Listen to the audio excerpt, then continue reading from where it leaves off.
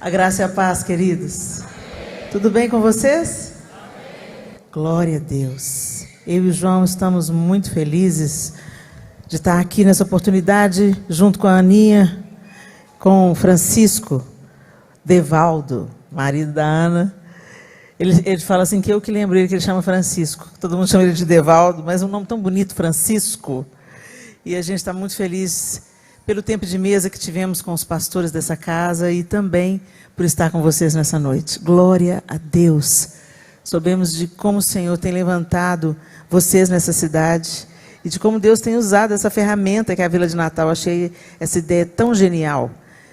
Criar na cidade um lugar de acolhimento, de entretenimento saudável, de boas compras, bons relacionamentos e de criar uma atmosfera de apresentar Cristo às pessoas, numa festa tão simbólica para o cristianismo, que sofreu tantas distorções ao longo dos anos, mas nós, como cristãos, não podemos deixar de celebrar o Natal.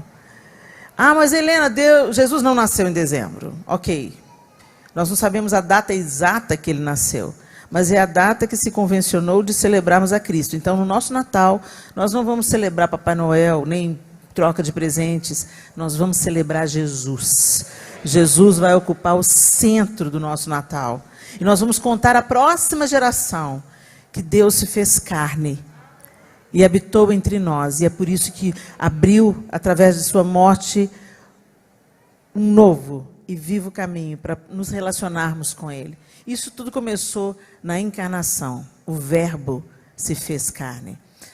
Abra sua Bíblia comigo em Isaías. Isaías capítulo 9. Isaías capítulo 9, a partir do verso 1, e nós vamos até o verso 7. A palavra do Senhor diz assim: mas para a terra que estava aflita, não continuará a obscuridade. Deus, nos primeiros tempos, tornou desprezível a terra de Zebulon e a terra de Naphtali, mas nos últimos tornará glorioso o caminho do mar além do Jordão, Galileia dos gentios. O povo que andava em trevas viu grande luz, e aos que viviam na região da sombra da morte, resplandeceu-lhes a luz. Tens multiplicado este povo, a alegria lhe aumentaste. Alegram-se eles diante de ti, como se alegram na ceifa, e como exultam quando repartem os despojos. Porque tu quebraste o jugo que pesava sobre eles, a vara que lhes feria os ombros, e o cetro do seu opressor, como no dia dos midianitas. Porque toda bota com que anda o guerreiro no tumulto da batalha, e toda veste revolvida em sangue serão queimadas, servirão de pasto ao fogo. Porque um menino nos nasceu, um filho se nos deu, o governo está sobre os seus ombros, e o seu nome será Maravilhoso Conselheiro, Deus Forte, Pai da Eternidade, Príncipe da Paz. Para que se aumente o seu governo e venha paz sem fim sobre o trono de Davi e sobre o seu reino, para o estabelecer e o firmar mediante o juízo e a justiça, desde agora e para sempre. O zelo do Senhor dos Exércitos fará isso. Senhor, essa é a tua palavra. E nós te pedimos que o Senhor fale conosco. Que o teu Espírito Santo abra os nossos olhos e nos revele as riquezas das Escrituras. Pai, que em nome de Jesus nossa mente esteja totalmente receptiva àquilo que o Senhor quer nos ensinar na nossa singularidade, na nossa particularidade, e também como corpo, como o reino do Senhor, como teu povo nessa terra. Em nome de Jesus. Amém. É tão interessante que esse texto escrito pelo profeta Isaías, centenas de anos antes do nascimento de Jesus, ele está profetizando o nascimento do príncipe da paz, o Messias aguardado de Israel. E é tão interessante que já nos primeiros versos, ele profetiza o lugar da atuação de Jesus. Por isso que é tão maravilhoso, gente, as Escrituras Sagradas. Quem fala que o Antigo Testamento não faz parte da Bíblia, está completamente equivocado, né? A gente percebe e compreende muito melhor o Novo Testamento sob a luz do Velho Testamento. O Antigo Testamento profetiza, o Novo Testamento cumpre. Então a gente tem que entender a história por completo. E aqui a gente vê o fator sobrenatural nas Escrituras, centenas de anos antes. O profeta Isaías profetiza que a terra de Zebulon e a terra de Naftali era desprezível, mas nos últimos dias tornará glorioso o caminho do mar além do Jordão, Galileia dos gentios, onde Jesus passou o maior tempo do seu ministério, onde ele mais atuou, a região da Galileia. E a gente entende, a Galileia dos gentios, porque Jesus não foi morar em Jerusalém. Jesus foi para um lugar, e quando ele recebia esse nome de Galileu, era um nome desprezível. Galileu não significava um elogio. Galileu, quando fala, o Galileu, é aquela gentalha, aquele povo misturado da Galileia. Não era um elogio ou simplesmente uma alusão à região onde ele atuava. Era algo desprezível. Mas o Senhor fez coisas lindas, sobrenaturais, no meio dos pobres, dos misturados, dos gentios da Galileia. E vem a promessa do Messias, e ele fala, um menino nos nasceu, um filho se nos deu, o governo está sobre os seus ombros. Será que nós entendemos o que isso significa? Os governos humanos vêm e vão, eles passam. Mas nós temos depositado a nossa esperança no que nos pode fazer o homem. E embora Deus possa levantar, como levantou em toda a história bíblica, homens fazendo a diferença, ele usou Ciro para libertar o seu povo, um rei que nem o conhecia, um líder que nem conhecia o Senhor. Deus o chama de meu ungido, chama Ciro de meu ungido. Mais uma vez, Deus coloca nome naquele que seria libertador do seu povo 400 anos antes disso acontecer. Então é uma coisa tremenda as Escrituras Sagradas. Mas os governos humanos, eles vêm e vão, mas a nossa esperança está depositada onde? O governo está nos ombros do nosso Senhor Jesus Cristo. E é Ele que vai estabelecer a ordem que nós tanto ansiamos. E que o homem, por mais bem intencionado que seja, e por mais que se esforce, não consiga plenitude, porque o sistema está apodrecido. Mas, gente, nós somos tão tendenciosos a elegermos ídolos. E a colocarmos a nossa esperança onde ela é passageira. E eu quero despertar a atenção de vocês. Um menino nos nasceu, um filho se nos deu, e o governo está sobre os seus ombros, e o seu nome será Maravilhoso Conselheiro. É tão interessante que a gente fala maravilhoso, conselheiro, Deus forte. Não tem vírgula entre maravilhoso e conselheiro. Pode olhar na sua Bíblia, pode olhar em várias traduções, é Maravilhoso Conselheiro, Deus forte, Pai da eternidade, Príncipe da paz. Maravilhoso, no dicionário, que maravilha ou causa admiração, admirável, perfeito, espantoso, surpreendente, impecável, primoroso, que utiliza elementos fantásticos ou sobrenaturais. Conselheiro, que aconselha, guia, pessoa habilitada a prestar aconselhamento em áreas psicológicas, relacionais ou de orientação profissional. Membro de um conselho. Título conferido aos juízes do Supremo Tribunal de Justiça e de outros supremos tribunais. O governo está sobre os ombros dele. E o conselheiro maravilhoso é ele. Entenderam? Título conferido aos juízes do Supremo Tribunal de Justiça e de outros supremos tribunais. O homem falha. O homem é limitado, o homem é pecador. Mas ele será chamado Maravilhoso Conselheiro. O conselheiro sobrenatural, ele é a fonte de onde nós extraímos a maneira como nós devemos viver a vida. Mas será que o Senhor tem sido o seu maravilhoso conselheiro? O seu. Ele é. Ele está estabelecido. Ele reina e ele vai colocar todas as coisas nos seus devidos lugares, como as Escrituras nos afirmam.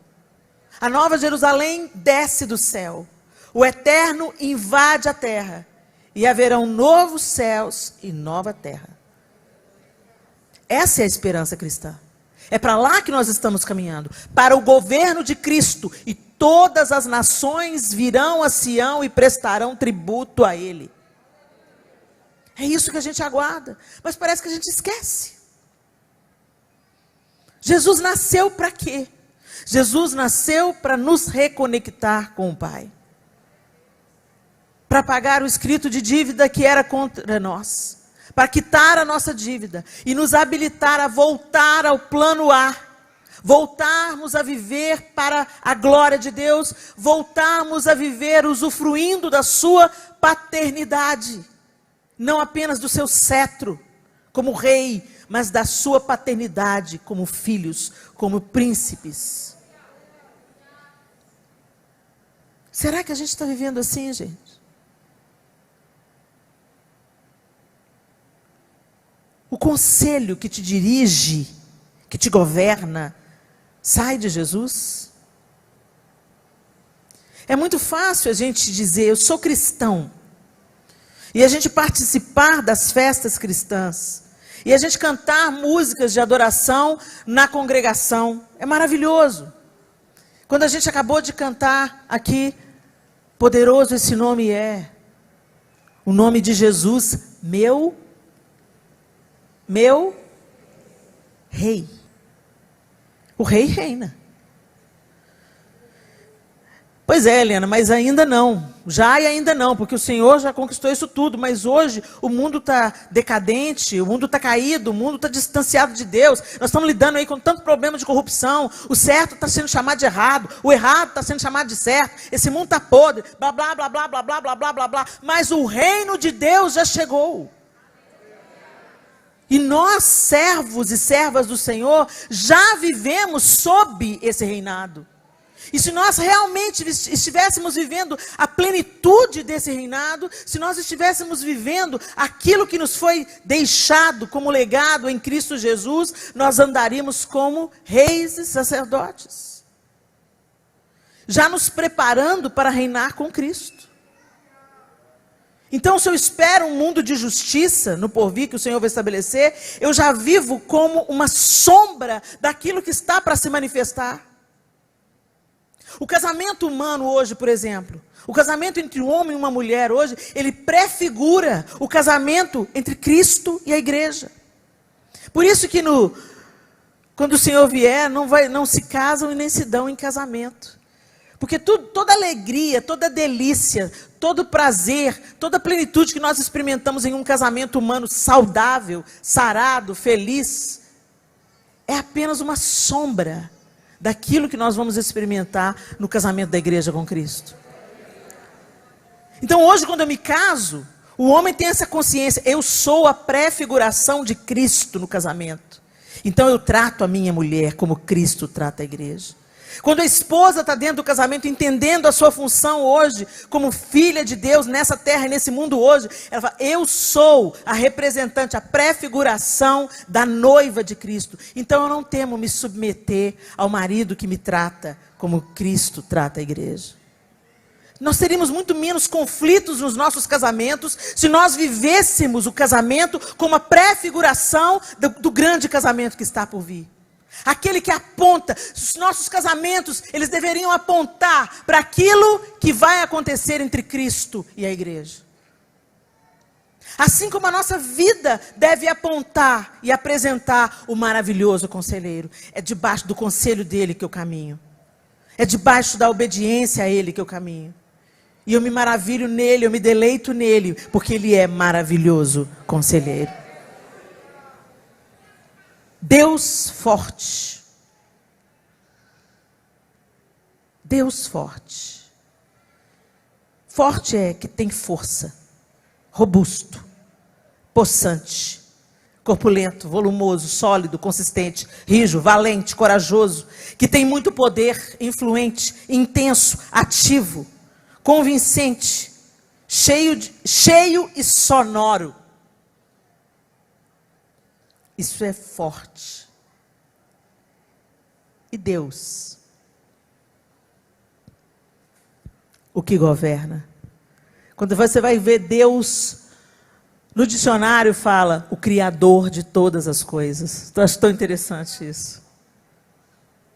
Deus forte, que tem nas suas mãos todo o poder. Se a palavra nos afirma que Ele é Deus forte, e nós afirmamos que somos cristãos, por que tememos? Por que tememos o que nos pode fazer o homem? Por que andamos tão inseguros? Se nós sabemos que Deus é poderoso, por que não cremos?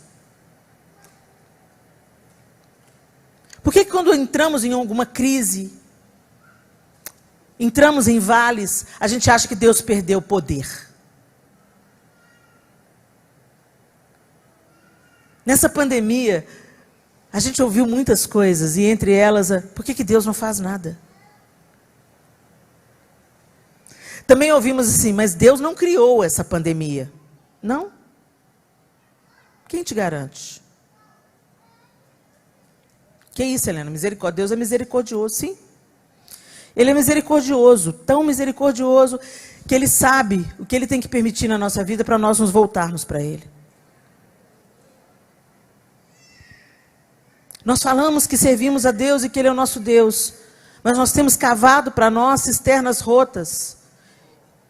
E eu amei o exemplo que o pastor deu em relação a Gideão, porque ele estava malhando trigo no lagar, tentando dar a sua própria estratégia, tentar dar o seu próprio jeito para driblar os midianitas. Mas quem livrou o povo de Israel dos midianitas foi o braço do Senhor. E quem entregou Israel nas mãos dos midianitas também foi a mão do Senhor. Então, gente, se nós endurecermos o nosso coração, Deus irá fazer o que for necessário para nos aprumar, para nos alinhar, para nos colocar sob o seu prumo e nos livrar da morte eterna. Porque Ele é amor. Por que a gente pensa nesse nosso tempo que amor é só quem te alisa? Amor é quem te aplaude. Amor é quem concorda com todas as besteiras que você faz na vida. Isso não é amor, isso é omissão. O amor dá limite, o amor fala não. A gente quer desfrutar de uma paternidade. E eu já vou falar sobre o próximo, pai da eternidade. Pai. A gente quer a paternidade parcial de Deus. Aquela parte da paternidade que Deus dá provisão, Deus cuida, Deus dá o alimento, Deus te veste, Deus te calça, Deus te dá mimo, né? Tem gente que fala isso, Deus me mimou. Aí a gente quer colo de Deus, a gente quer presente de Deus, a gente quer revelação, que pai amoroso. Mas quando Ele vem com a correia, a gente sai, mas peraí, isso não é Deus não. Por isso que eu perguntei para o irmão, quem te garante que não foi Deus que mandou essa pandemia? A maldade rolando solto. O nome de Deus sendo blasfemado. Por que não? Aí a gente lembra da oração de Jó. Eu aceitei o bem dele, por que eu não posso aceitar o mal que vem dele? Se esse mal vai me ajustar, se esse mal vai corrigir meu coração corrupto, enganoso, se esse mal vai chamar de novo os meus olhos para a contemplação de quem é rei, quem é Deus, quem é o dono da vida. Eu vi crente desfilando discursos triunfalistas. Não, esse vírus não me pega não. Vou sair por aí, sem máscara, sem lenço, sem documento, sem vacina. Quero ver me pegar. Morreu. Isso é arrogância. Deus pode livrar? Pode. Ele é Deus. Agora, quantos servos fiéis, homens e mulheres de Deus, profetas de Deus, o Senhor chamou para casa? Na minha igreja nós perdemos homens tão valorosos. E a gente pensa assim, meu Deus, quanto tempo vai levar para formar um outro Drummond Lacerda, meu Deus. Um pastor da nossa igreja, um mestre na palavra, jovem com uma filha pequena. Deus não vê a morte dos seus santos como a gente vê. Mas nós somos tão arrogantes que a gente trata Deus como se Ele fosse nosso empregado. E como se Ele tivesse que caber na nossa justiça. Deixa eu te falar, quem inventou o conceito de justiça é Deus. Ele é justo. E tudo que Ele fizer é justo. E tudo que Ele fizer é bom. Porque o conceito de justiça nasce nele. O conceito de bondade nasce nele. A nossa bondade, a nossa justiça é deformado pelos nossos olhos pecaminosos ou pelos nossos próprios interesses. Deus não. Deus forte. Gente, a gente está tratando Deus muito como uma coleguinha. Ah, coleguinha. Cheiroso, te amo. E você pode ter intimidade, Ele é seu pai. Eu chamo Jesus de cheiroso. Ah, Jesus, você é cheiroso. Mas eu sei com quem eu estou falando. Sabe, gente, a gente tem que entender que Ele é o nosso Pai. Mas que Ele também é o Rei. E é o Criador de todas as coisas. E de eternidade em eternidade Ele é Deus. E só estou viva e eu só acordo todo dia porque Ele me dá a vida. A gente perdeu o temor. E quando a gente perde o temor, a gente perde a noção de autoridade. E quando a gente perde a noção de autoridade, a gente começa a caminhar de forma independente. E é na autossuficiência que está a nossa ruína. Foi num projeto de independência que Satanás veio para estar no jardim com a mulher. Mas é claro que você não vai morrer. Você vai ser como Deus, conhecedora do bem e do mal. E Ele continua financiando os seus projetos de poder. Mas o que o profeta Isaías está dizendo é que Ele é Deus forte. Você pode até ser uma mulher forte, um homem forte, mas você não é sempre forte. Você falha, você quebra, você sucumbe. Ele não. E nós precisamos de trazer à memória que Deus é um Deus forte. Ele é maravilhoso conselheiro. Deus forte. E Ele não é abalado nem por vírus, nem por pandemias, nem por crises existenciais ou financeiras, ou se a bolsa quebrar. O poder de Deus não é abalável. E Ele é o seu Deus, pelo menos é o que você diz. A gente tem que parar de dizer que Deus é Deus.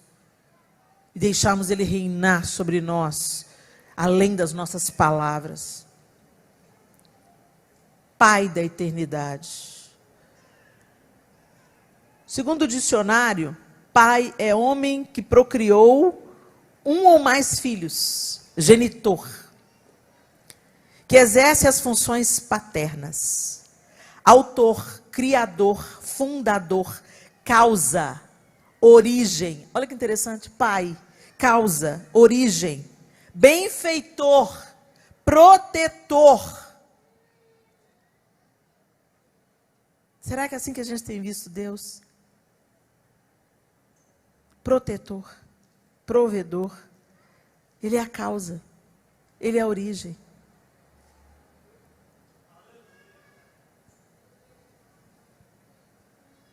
Pai. Nosso relacionamento com Deus é diretamente afetado de acordo com a nossa relação com o nosso Pai terreno. Por isso que Satanás mira em vocês, pais. Quantos pais nós temos aqui? Deixa eu ver. Anda com Deus. Porque quando os seus filhos olharem para você, eles vão ter o primeiro esboço de quem é Deus. Nós transferimos. A gente junta tudo num pacote. Mesmo inconscientemente, gente. Eu já caminhava com Cristo há muito tempo. Eu já entendia que Deus era um Pai amoroso, que me amou de tal maneira quando eu não tinha condição de ser amada, e Ele deu o seu único filho para que eu pudesse me ter de volta, e Ele pudesse usar a minha vida para fazer a vontade dEle. Eu já entendi isso tudo com o meu intelecto. Aí numa gravação do Diante do Trono, comemorativo de 10 anos do Diante do Trono, eu e o João fazíamos parte, a Ana também, o Devaldo fizeram parte um tempo. No aniversário de 10 anos do Ministério Diante do Trono, nós fomos gravar em São Paulo, capital, no Via Funchal. E eram os temas de todos os CDs até ali. E na hora que nós começamos a cantar Nos Braços do Pai, o único CD que eu não gravei até a minha saída, porque a Sofia, minha filha caçula, nasceu um dia antes. A bolsa rompeu e ela nasceu um dia antes. Então eu não gravei o CD, eu me preparei para gravar o CD, ensaiei todos os ensaios, mas na hora eu não fui.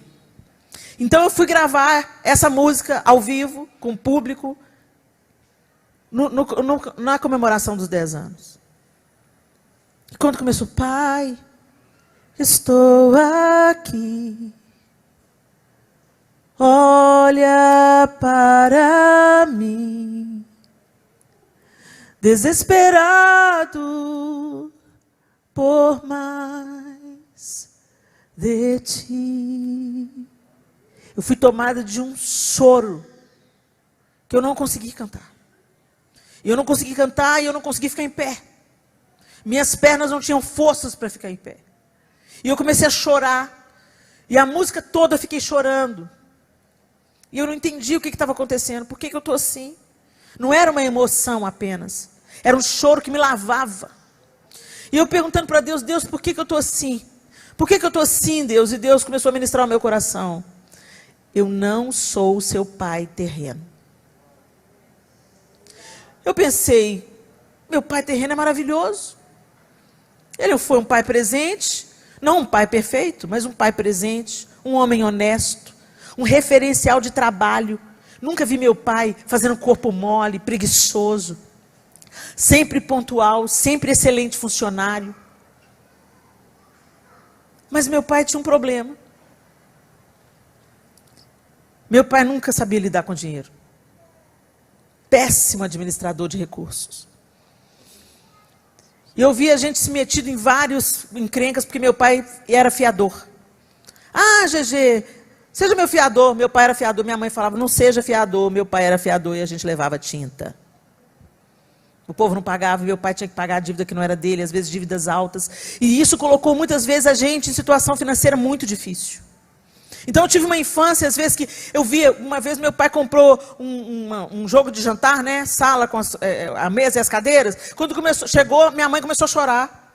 E a vizinha falou comigo, mas como você está chorando? Você está triste? Ela, tô triste.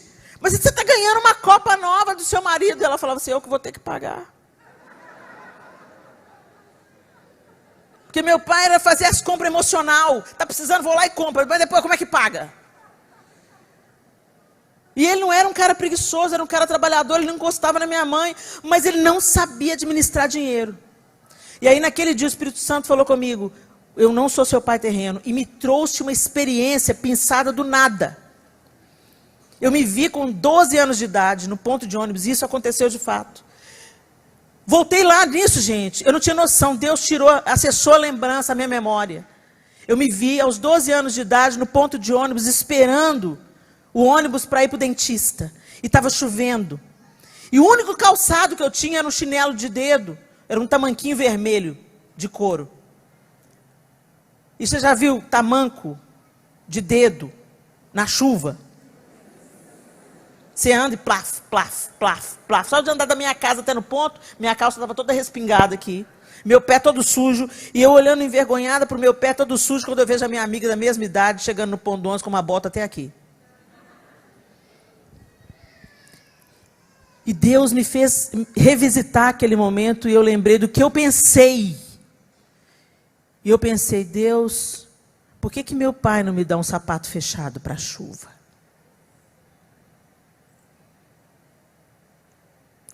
E Deus foi fundo. Era uma parte da paternidade de Deus que eu falava, Deus tem coisa mais importante para fazer. Ele já me deu saúde para trabalhar. Vou lá trabalhar. Eu não preciso esperar nada de Deus, esse negócio que Deus vai me dar. Deus vai me dar coisa nenhuma, Ele já me deu. E aí o Senhor começou a me ensinar que Ele era um pai que era provedor. Que Ele me dava o que Ele queria me dar. Inclusive força para trabalhar. Mas que Ele não era o meu pai.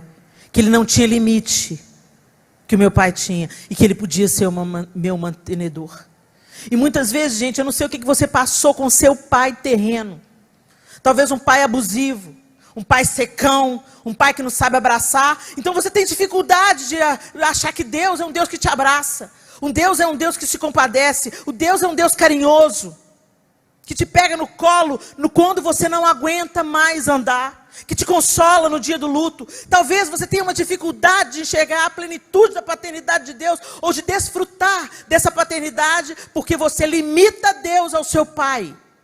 Sim, pais, é grande a sua responsabilidade diante de Deus. Porque você é esse primeiro, como eu já disse, esse primeiro rascunho que o seu filho vai ter de Deus. Então seja amoroso, instrua, dê à criança segurança, afirme a sua identidade. Mas uma coisa que você pode fazer de maravilhoso pelo seu filho é apresentar a eles um Deus que é pai. Pai da eternidade. Da eternidade. Ô Senhor, ajuda-nos, Senhor. Corrige a nossa visão do Senhor. Corrige. Deixa a gente ver, Senhor, como o Senhor é. Mostra-nos a tua face. Eternidade é qualidade do que é eterno. Ausência de princípio e fim, como de toda e qualquer mudança. Vida eterna. Duração ou tempo muito longo, muito longo. Ele é o Pai da eternidade. Ele existe, existia, existirá eternamente. Gente, por que eu estou trazendo isso para vocês? Porque nós precisamos de contemplar quem Deus é, para sermos libertos dessas visões limitantes, dessa religiosidade, dessa vida medíocre, essa espiritualidade rasa, que não contempla a face de um Deus que é todo poderoso e suficiente. E nos ama o suficiente para nos dizer sim, e também para nos dizer não, para nos esticar, nos melhorar, nos aperfeiçoar através das nossas dificuldades. E se revelar através de nós a outros que não o conhecem. É Natal, Jesus nasceu. Nós estamos anunciando essa verdade, que Jesus nasceu um dia nessa terra, mas Ele nasceu sobretudo no meu coração. E que o dia que Jesus nasce no coração de uma pessoa é Natal. Será que a gente está vivendo isso? Será que a gente está vivendo uma fé utilitarista? A gente quer as benesses da paternidade de Deus, a gente quer as bênçãos de Deus, a gente quer o colo de Deus, mas a gente não quer a nossa responsabilidade como filhos. E aí a gente passa para o próximo, príncipe. Príncipe, filho de família reinante. Herdeiro presuntivo da coroa em alguns países. Filho primogênito de rei. Título de nobreza em alguns países. Soberano de um principado. Príncipe. Será que nós andamos como filhos de Deus? Somos co-herdeiros com Cristo? Será que como príncipes e princesas de Deus, no sentido exato que essa palavra significa, filha de família reinante, nós somos filhos do rei, nós andamos com as responsabilidades de filho de rei? O Henry não aguentou. Henry saiu fora com a Meghan. Foi viver uma vida plebeia. Agora o William está lá. O Charles viveu a vida dele inteira sendo treinado, preparado para assumir o lugar da Betinha. Betinha não bateu com a caçuleta. Está aí desde o tempo que Noé pisava as poças. Então, pelo jeito, vai ser o William. Se o rei definitivo não voltar antes, né? Ele não vive do jeito que ele quer. Ele nasceu debaixo de um reinado. Então agora ele se comporta, ele estuda, ele pensa, ele vive a vida dele como quem se submete a um reinado e ele tem responsabilidades como príncipe. A gente quer ser chamado de príncipe, quer ter autoridade de príncipe, mas não quer ter responsabilidades de príncipes. Responsabilidades de cordeiros com Cristo. Responsabilidades com o reino. Está vivendo só para você? Então eu quero te dizer, você está equivocado quanto à sua autoridade e à sua identidade. Você gosta de ser chamado de filho de Deus? Aceita o pacote completo. Viva como filho de Deus. Seja a resposta, seja a solução, seja um sopro de esperança, seja o abraço de consolo. Comprometa a sua finança, comprometa o seu tempo, comprometa quem você é com o reino de Deus. A gente tem que parar, gente, de viver esse evangelho meia boca que a gente está vivendo. Eu quero só as bênçãos, as bênçãos, as bênçãos, as bênçãos. Gente, hoje se fala muito qual que é o seu direito. É o meu direito, tá, e os seus deveres? Ninguém fala de dever, todo mundo só fala de direito. Só que todo direito é prenunciado de responsabilidade. Nós precisamos de assumir a nossa responsabilidade. Sabe, a gente passa em frente a uma Cracolândia e fala, oh Deus, manda alguém, Senhor, para suprir a necessidade. O alguém é você, querido. Para de transferir a responsabilidade para Deus, que é sua. Nós estamos vivendo um tempo que a gente vê a miséria do nosso lado e a gente fala assim, oh meu Deus, tem misericórdia, Jesus tem que voltar logo. Sim, Jesus tem que voltar logo, mas enquanto ele não volta, eu sou o representante, eu sou a igreja. E eu estou imbuída de responsabilidades e de autoridades para fazer o que ele faria. Quando o João não está em casa, quem manda sou eu. Quando o João não está em casa, ele é o presidente, eu sou administradora. Já falei isso para meus filhos. Se o presidente não está, o gerente que manda. Então, enquanto Cristo não se manifesta nos ares, como igreja, nós temos uma responsabilidade de agir como Ele agiria. Porque nós o conhecemos. Nós fomos alcançados por esse amor. Para de transferir responsabilidade. Para de esperar. Você está na igreja. Aí vem uma pessoa, entrou lá na porta. Toda esculhambada. Aí ninguém dos receptores, né, do pessoal que faz a recepção, percebeu. Todo mundo ocupado em outras coisas. Você está ali pertinho da porta. Viu a pessoa entrando, chorando, esculhambada, mal vestida, sei lá o quê. Ela veio e sentou 2 bancos na sua frente, 2 fileiras na sua frente, você está olhando. Oh Deus, manda aqui, Senhor, no recepcionista. A pessoa assiste o culto, nenhum recepcionista chega junto dela. Quando tem um apelo para salvação, ela levanta a mão, mas não tem coragem de vir à frente. E ela falou, oh, Deus, misericórdia, será que ninguém está vendo que essa pessoa... A pessoa sai e vai embora. Vou embora dessa igreja. Pastores insensíveis, povo da recepção insensível. Entrou a pessoa, sentou 2 bancos na minha frente, ninguém percebeu. Teve apelo, levantou a mão, ninguém veio abraçar. Igreja hipócrita. A igreja é você. Se você viu, foi para você que Deus entregou a pessoa. Se alguma coisa está te incomodando, vai lá ser a resposta, ao invés de criticar quem está fazendo.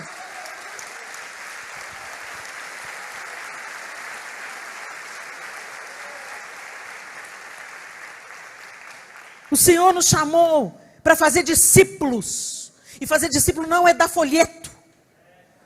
Para você fazer discípulo, você tem que andar junto. Você tem que frequentar a casa. Você tem que comer junto. Você tem que se tornar amigo.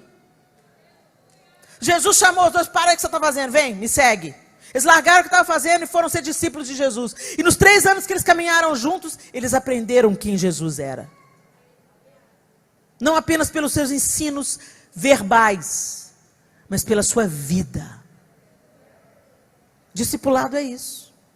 Vive a vida com Deus, seja íntimo de Deus e chama alguém para participar disso. E deixa o Espírito Santo fazer o resto. A gente vai lá, entrega um folheto, fala, já cumpri com a minha obrigação. Sou tão evangelista. Jesus deixou o céu, encarnou, passou 30 anos sendo o Zé Ninguém. O que ele fez nesses 30 anos? Treinamento fluindo da simplicidade para a operação de milagres. No dízimo do tempo de vida. 30 anos no anonimato para atuar em 3. 30 anos na vida comum para viver o sobrenatural em 3. Seja uma bênção na sua casa. Seja uma bênção quando ninguém te assiste. Seja uma bênção sem esperar nada em troca. Seja o melhor filho. Seja o melhor marido. Seja uma melhor esposa. Vive a vida comum, a vida ordinária, a vida de todo dia, cheia do Espírito Santo. 30 anos. Aparece ele aos 12 anos no templo, e depois ele aparece para ser batizado por João Batista. E o que ele fez nesses 30 anos? Poder sendo aperfeiçoado na vida comum. Se você for uma bênção dentro da sua casa, você será uma bênção em qualquer outro lugar. Viva como príncipe. O príncipe da paz habita em você, na pessoa do Espírito Santo. Paz. Vamos lá. Segundo o dicionário, ausência de guerra. Fim de uma situação de conflito armado. Relação de concórdia ou harmoniosa entre pessoas ou grupos. Tranquilidade, serenidade, ausência de ruído e agitação em certo lugar ou momento. Jesus é o príncipe da paz. Será que onde a gente vai, a paz vai atrás, gente? Cristo em vós, a esperança da glória. Ele não continua o menino na manjedoura. Ele cresceu. Habitou entre nós, vestido da nossa roupa, da nossa humanidade. Morreu.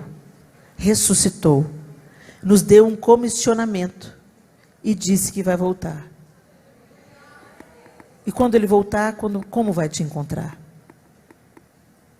Helena, não sei se Jesus volta comigo vivo, não. Ou ele volta ou você vai encontrar com ele. De qualquer forma, esse encontro é inevitável. E como você vai ser encontrado? Nós nunca vivemos um tempo onde é tão necessário se cristianizar cristãos.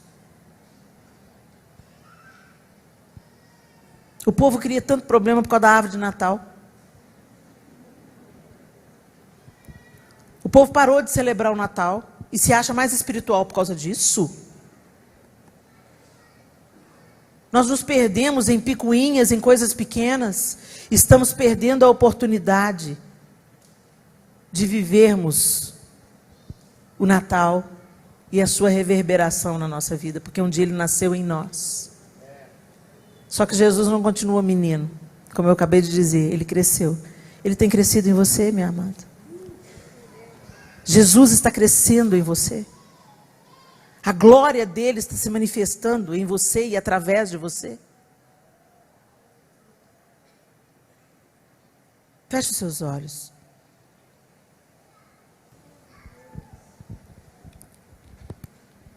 Como é que você tem vivido o seu cristianismo? Um menino nos nasceu. Um filho se nos deu. O governo está sobre os seus ombros. E o seu nome é maravilhoso conselheiro. Deus forte. Pai da eternidade. Príncipe da paz. Para que se aumente o seu governo. E venha paz sem fim. Sobre o trono de Davi. E sobre o seu reino. Para o estabelecer e o firmar. mediante o juízo e a justiça, desde agora e para sempre. Que o reino de Cristo aumente em nós. Que o reinado dele aumente em nós.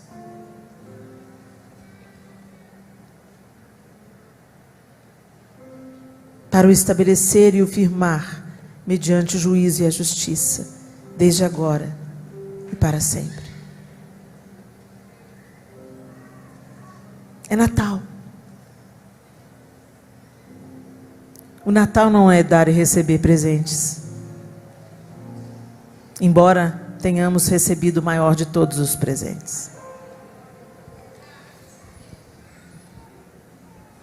O Natal não são enfeites.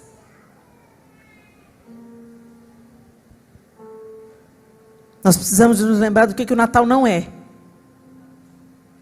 Isso tudo é acessório. O Natal é a consciência de que Ele nasceu para que tivéssemos vida e vida em abundância. Mas não para no nascimento. Se Jesus tivesse só nascido, nada teria mudado na nossa condenação eterna, no nosso status. Mas Ele cresceu. Ele cumpriu o seu propósito. E Ele fez uma promessa: eu vou voltar. Enquanto isso, nos deixou um legado. Ide por todo o mundo, fazendo discípulos, batizando-os em nome do Pai, do Filho e do Espírito Santo. O Natal aconteceu em nós para que aconteça em outros corações. Mas nós estamos tão envolvidos na nossa mediocridade religiosa. E pensamos apenas naquilo que vamos receber. Nós já recebemos tudo. Tudo de que necessitamos está em Cristo. Mas a gente nem tem desfrutado dessa vida abundante. E nem anunciado essa mensagem.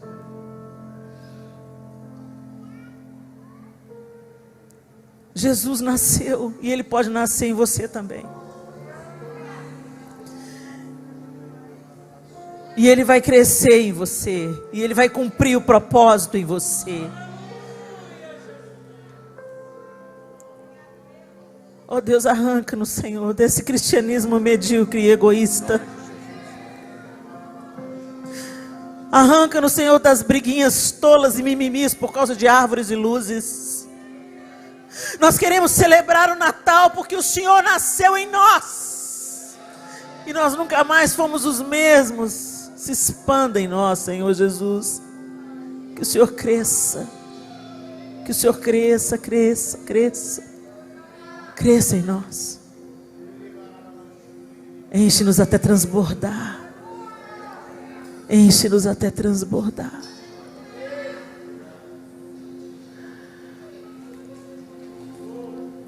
Jesus está transbordando em você.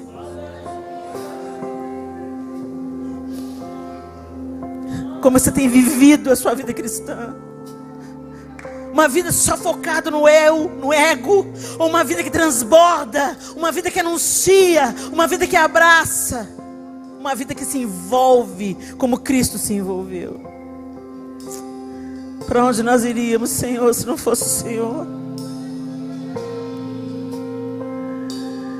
Para onde iremos nós? Só Tu tens a vida eterna. Aonde iremos nós? Só Tu tens a vida eterna. Tu és o pão que desceu do céu, fonte de vida Emanuel, com sua glória sobre mim, enche-me de ti até transborda. Eu nunca vou me saciar,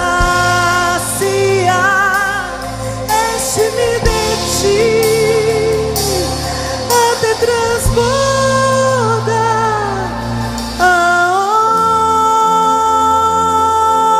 Aonde iremos nós? Só tu tens as palavras de vida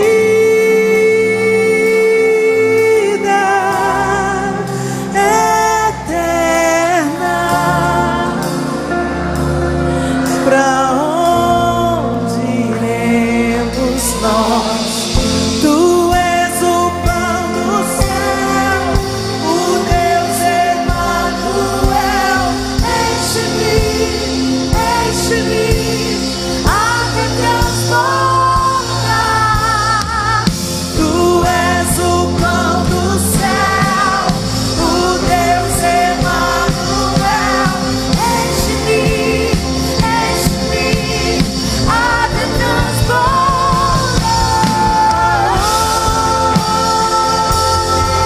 Onde iremos nós? Só tu tens as palavras de vida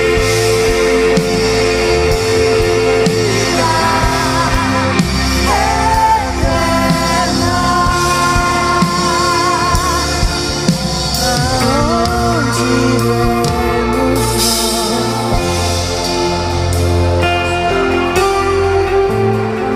Talvez seja o momento de você renovar a sua aliança com o Senhor. Às vezes somos levados por todo vento de doutrina e acabamos assumindo uma fé egoísta, uma fé que se distancia de tudo aquilo que o Senhor tocaria, de todo aquele que o Senhor tocaria. Nós não somos superiores a ninguém. E o Senhor quer abraçar através dos seus braços, alimentar as pessoas através da comida que você prepara. O Senhor quer vestir pessoas, calçar pessoas, consolar pessoas. E se somos seguidores de Cristo, deveríamos nos envolver pessoalmente com quem Ele se envolveria.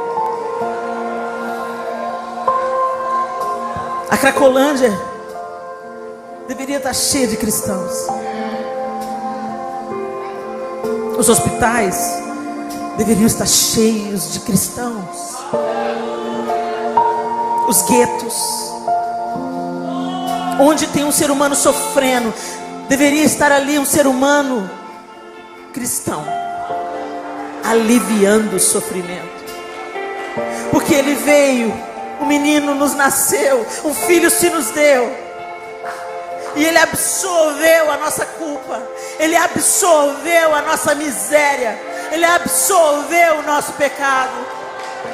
Como nós podemos nos chamar, nos auto-intitularmos cristãos, se não fazemos exatamente as mesmas coisas? Por isso Ele diz: quem quiser vir após mim, negue-se a si mesmo.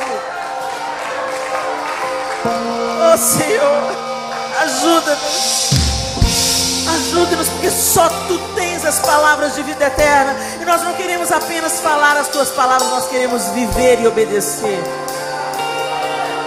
as Tuas palavras. Talvez seja o momento de você começar a construção do seu altar. Exatamente como Gideão fez, seja o momento de você restaurar aquilo que foi quebrado pelo egoísmo, pela busca de um prazer e de uma pseudo felicidade que não existe se nós estamos fora do nosso propósito em Deus. Os prazeres desse mundo não substituem o prazer e a alegria que flui no cumprimento da nossa vocação, que é tornar Jesus conhecido entre as nações, e não apenas com as nossas palavras ou folhetos, mas com a nossa vida aliançada com Ele. Que o Senhor nos ajude. E a Ana vai cantar essa música direito. E enquanto ela canta, é o seu momento de você ter uma conversa aí com Deus no seu lugar e falar com Ele: Senhor, perdoa o meu egoísmo, perdoa porque eu estou vivendo um evangelho muito focado no que eu recebo, um evangelho focado em mim mesmo, e isso não tem nada a ver com o evangelho. O evangelho transborda, o evangelho é para fora, o evangelho concede, o evangelho dá, o evangelho, é isso que é o evangelho de Jesus. Que o nosso Natal seja diferente, e todos os natais a partir desse, até que o Senhor volte. Em nome de Jesus. Deus abençoe vocês.